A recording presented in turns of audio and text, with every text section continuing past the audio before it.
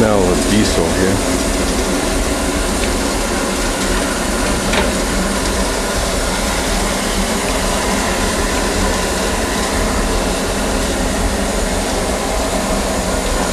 Alright, that's the blonde-headed one, is it? The little one in the overalls. Hair pulled back on there. Yeah, but there she is. Look, turn around right now. Look, come this way between the two. Hang on. Stay where you are. There she is. Look. In the museum type of thing, and you go. We had one. The kids used to be allowed to sit up on it and all this. Yeah. And she just got to love them.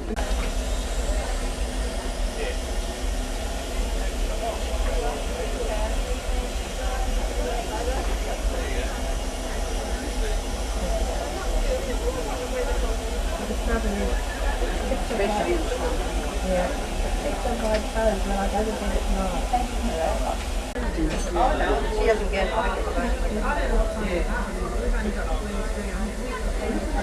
sunset was so great. Yes, right out to I can go and have a shower and I'm happy with it. Oh yes.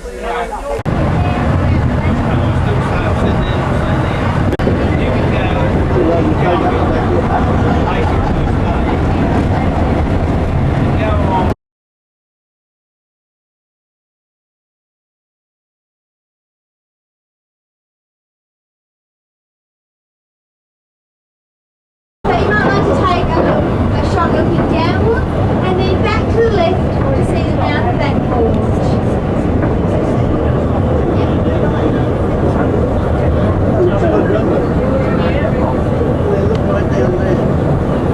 Now although this rail was largely used to transport copper, sometimes they would have passenger trains.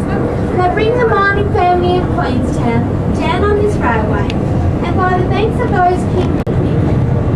So you can imagine what it would have been like for the women in those early years. Climbing down those banks, in dresses from their necks right down to their ankles, carrying maybe 10 children.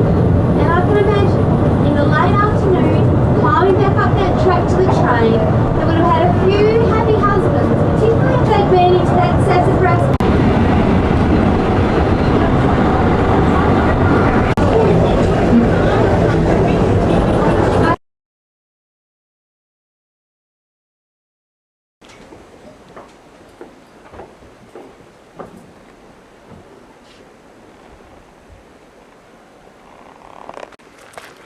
This is a short forest walk.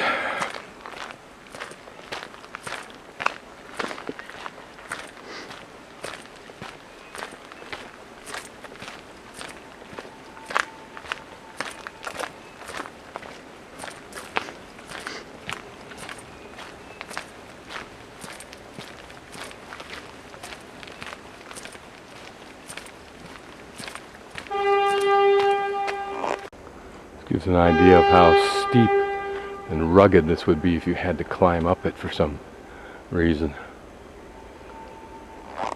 So these big ferns are Tasmanian tree ferns, of which we see the largest along the river there earlier.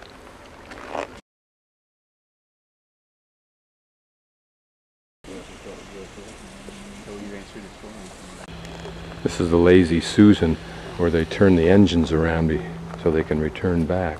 I'm interested in seeing how this is powered.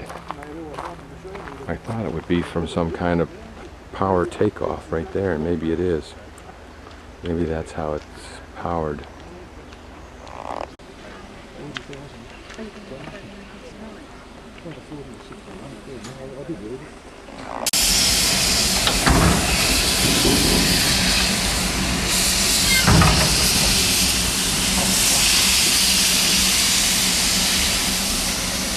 The young blonde woman on there looks about 24, 25, lives in this area, has always wanted to be an engineer, and she is at this point, I forget what the term was that she used, but she got her first license apparently towards becoming that. But there's an example of an individual who aspired to something unique.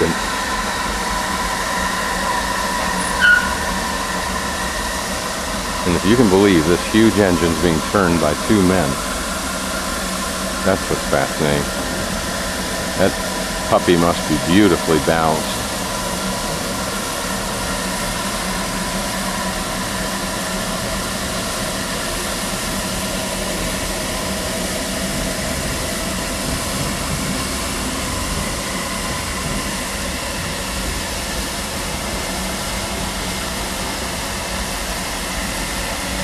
It must be done for authenticity, because a simple electric motor on one of those wheels would probably suffice.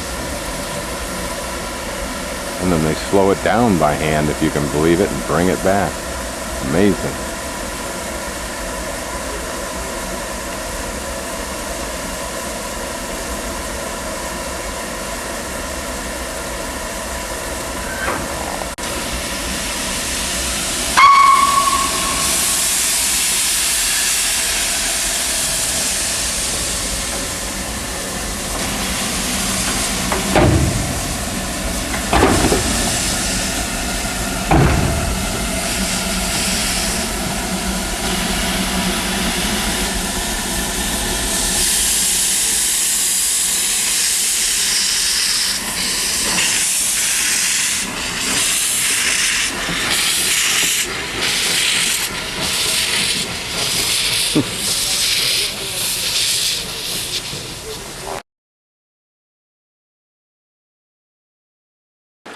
This is an example of one of the trestles, and I'm sure it's one that's been rebuilt, because this was abandoned up until I think less than 6 years ago, when they developed the idea, at least formalized the idea of restoring this entire railroad.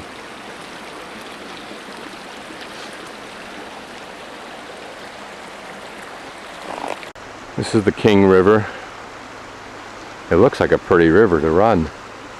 Would be all right in a sea kayak. It doesn't look like, at least that what I've seen so far, there's anything terrible once you get to a point where there's enough water upstream to go down it. You have no terrible wild animals that will get at you, other than the wombat, which will come right in your tent if you let it, and wallabies apparently the same way. The roads, the discoloration, as we said, was from the copper tailings. And I said it incorrectly. I said a million tons. Apparently there were 100 million tons, according to the sign back up there. What a peaceful little spot.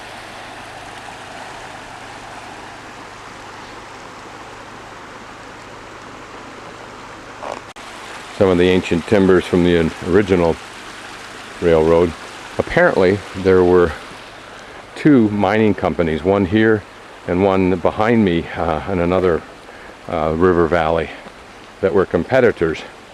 They didn't have to build a railroad, but they did, and apparently it was very extravagantly constructed so far as the cars involved, for whatever reason, since they were hauling mine, ore.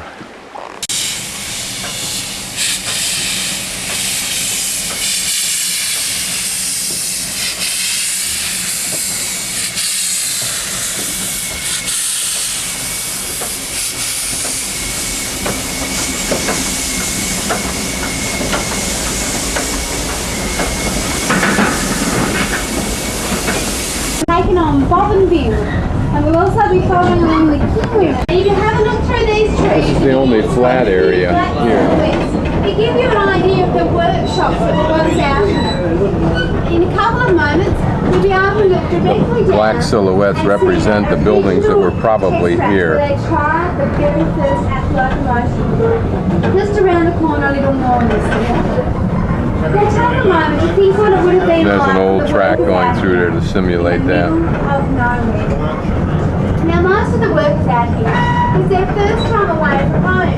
You see, they usually came from either Victoria or New South Wales.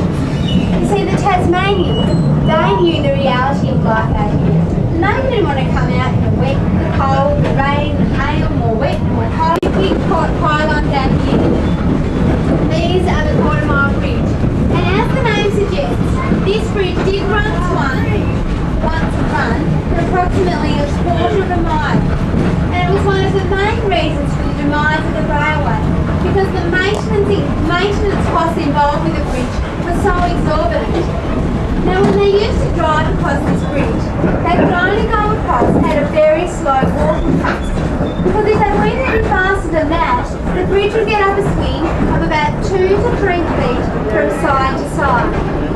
But if that wasn't scary enough, when this river was in full flood, those waters would be lapping at the top of those pylons, and they'd send fallen trees crashing down against them. So I can imagine that if I was one of the drivers in those early years, I would like to be wearing a very tight cont'd.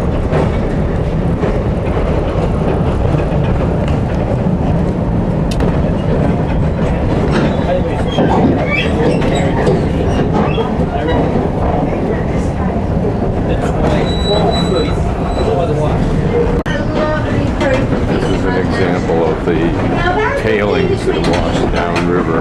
They built up their own flats, if you will.